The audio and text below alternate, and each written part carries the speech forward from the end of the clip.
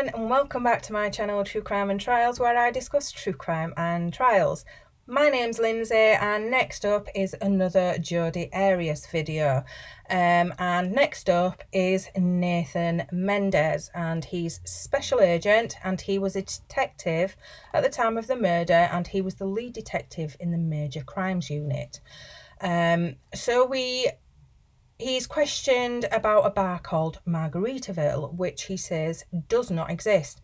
Now, this is the bar that Jodi told Ryan she worked at. He was contacted on the 11th of July 2008 and was to try and find a location or residence for Jodi Arias, which he did find, and he found her in Wairika, where her grandparents lived. She was working at a place called Casa Ramos, which has never been known as Margaritaville. So I think we know that Margaritaville does not exist. So yet another lie from Jodi. Jodi was arrested on the 15th of July 2008. Nathan was part of the team that searched Jodi's house, or her grandparents' house. So the first photograph is the front of the house where Jodi was living. The next is of the inside of the house, from inside the hallway from the front door. Then a photograph of what is, I presume, the living room, and you can see the open front door, and you can also see in the photograph where Jodi's room was. Next is Jodi's room, where some documents were retrieved from the pink box you can see in this photograph.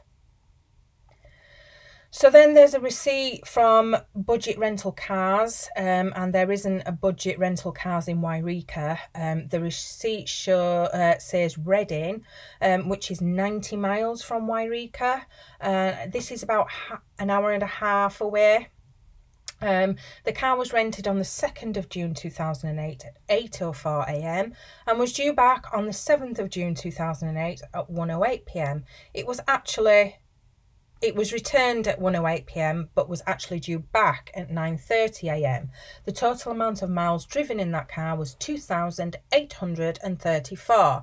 Now, this wasn't the only receipt Juan Martinez went through. He went through a ton of them. I wasn't going to bore you with that because I was bored myself.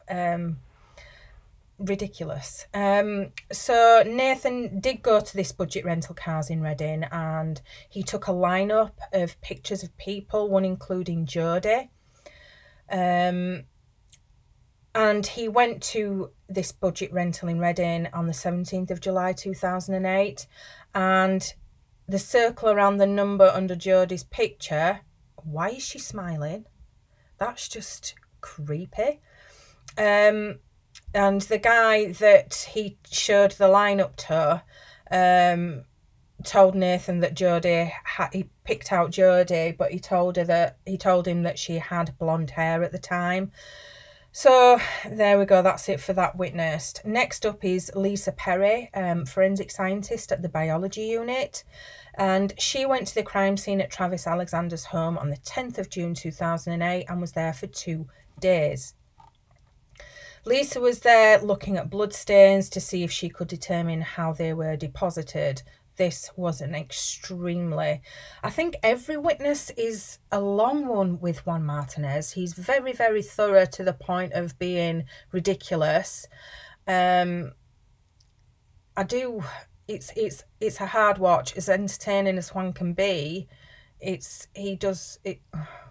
I've no words. So...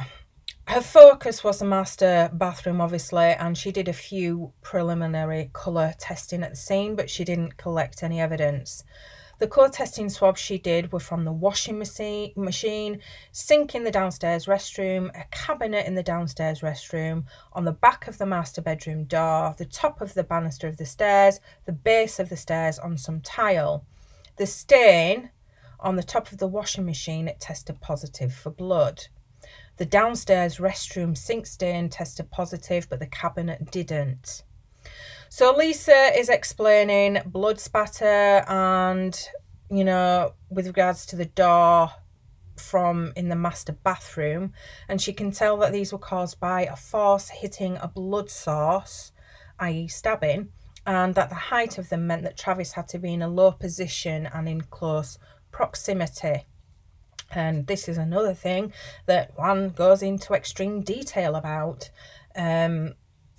Martinez goes through most of the, I mean, every single blood spatter in that master bathroom. And he asked for a very long explanation of why it looks like that, how it could be done, what position Travis must have been in. And then inside the white wastebasket in the master bathroom were paper towels and empty toilet rolls, and they tested positive for blood. So was it a possible cleanup? Cross-examination. In the shower cubicle, blood was found on the floor only. So, I condensed this down a lot. Every bit of blood spatter he went through and wanted a long, drawn-out explanation for. This, I mean, these examinations are over an hour long. And it's hard to keep interest sometimes because a good chunk of it is just not that interesting and of no bearing. I like to just put the main points in my videos. So a lot of it, it's, we know he was stabbed. I don't think we all need, like the one bit I did put in is that he had to be in a low position. And most of it was self-explanatory, to be honest. I mean, if you want to know about blood spatter, great, go watch it, but I'm not going to sit there and go through everything. It's just way too much.